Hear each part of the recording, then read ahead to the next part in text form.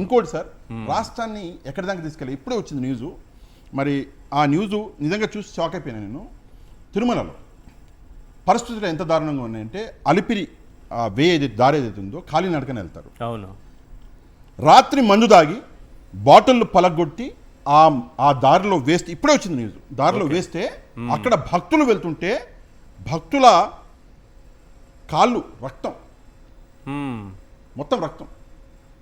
అంటే చూడాలి కదా సార్, చీకట్లో కొంచెం నిద్రలో ఉంటారు, కొంచెం చూసుకోరు, ఆ చిన్న చిన్న ముక్కలు మొత్తం కాళ్ళు అది అదైపోయినాయి, మొత్తం రక్తం కారుతుంది. బిఆర్ నాయుడు గారి సంగతి మీకు తెలుసా సార్? అంటే ఆయన బెదిరించారు కదా. కాదు ఆయన చెప్పారు, నా జోలికి టీటీడీ జోలికి ఎవరు రాకూడదు సార్, తప్పు. నేను నిద్ర లేచానంటే ఏమవుతుందో తెలుసా అన్నారు. అది తెలిసి కూడా మీరు ఆ ఒరిజినల్ వీడియోస్ ఆ విధంగా చూపిస్తే ఎలా సార్? సార్ మీకు భయం లేదా? ఒక్క విషయం సార్, ఇక ఆయన ఎక్కువసేపు పండుకుంటున్నారు, అప్పుడప్పుడే లేస్తున్నారు, అది వేరే సంగతి. ఆయన నిద్ర లేచినప్పుడే మాట్లాడుకున్నాము. ఒక విషయం, తప్పు జరిగిందండి అని చెప్పడం నా ధర్మం. తప్పు జరిగి ఆ తప్పుని సరిదిద్దుకోవడం ఆయన ధర్మం. నా ధర్మాన్ని నేను నిర్వర్తిస్తా. మా అంటే కేసులు పెట్టుకుంటారు, లేదా ఇంకేమైనా చేస్తే చేసుకోండి, ప్రాబ్లం లేదు. 800 కోట్ల మంది ప్రజలు ఉన్నారండి భూప్రపంచంలో, ఒక్కడిని లేకపోతే ఒరిగేది ఉంది, ఎవడన్నా అడుగుతాడా? ఓ 4 కుటుంబ సభ్యులు 4 రోజులు ఏదో ఏడుచుకుంటారేమో, దాని తర్వాత ఏముంది, అందరూ మర్చిపోయినట్టే నన్ను కూడా మర్చిపోతారు. నేనేమన్నా కొత్త వ్యక్తినా? కానీ విషయం ఏంటంటే, తప్పు జరిగింది సార్, భక్తులు రక్తం, ఆ సందర్భం అనేది నేను తీసుకొచ్చా. దాన్ని కరెక్ట్ చేసుకోండి, లేదా లేదండి అది తప్పు, పాషా గారు అబద్ధం చెప్పారని నిరూపించండి.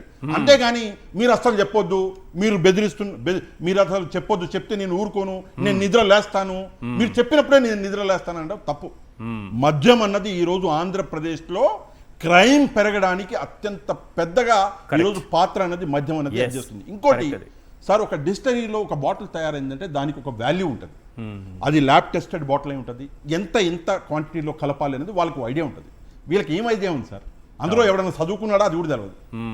వాళ్ళు కలిపే ఆ డిస్టిలరీలు మన ఏమంటారు స్పిరిట్, ఆ క్వాంటిటీ కొంచెం అటు ఇటు అయితే ఆ మత్తు ఏ లెవెల్కి వెళ్తుంది, ఆ మత్తులో ఏం చేస్తారు సార్? అమ్మాయిలు, చిన్న పాపలు, ఈ రోజు అనుకుంటా, నిన్న పేపర్లో చదివా, చిన్న బాలిక, చిన్న పాప మీద అత్యాచారం.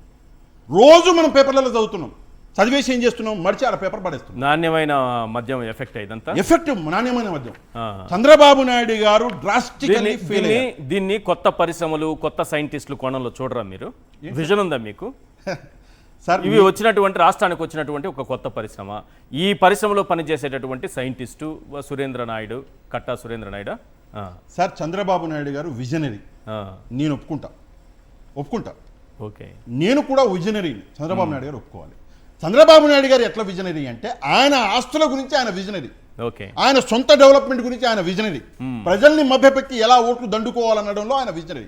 నేను ఎక్కడ విజనరీ అంటే, రాష్ట్ర ప్రజలు ఎడగొట్టుకోబోతారు అని చెప్పేసి నా విజన్, కాపాడదాం వాళ్ళని చెప్పేసి ఈ మాటలు మాట్లాడుతున్నా. లేదా కక్షలు కార్పణ్యాలు చంద్రబాబు నాయుడు గారితో నా కక్ష ఏం సార్? ఎప్పుడు నా జీవితంలో ఆయన చూడకూడదు, చూడలేదు. ఆయన ఇట్లా టీవీలో చూడడం అంతే.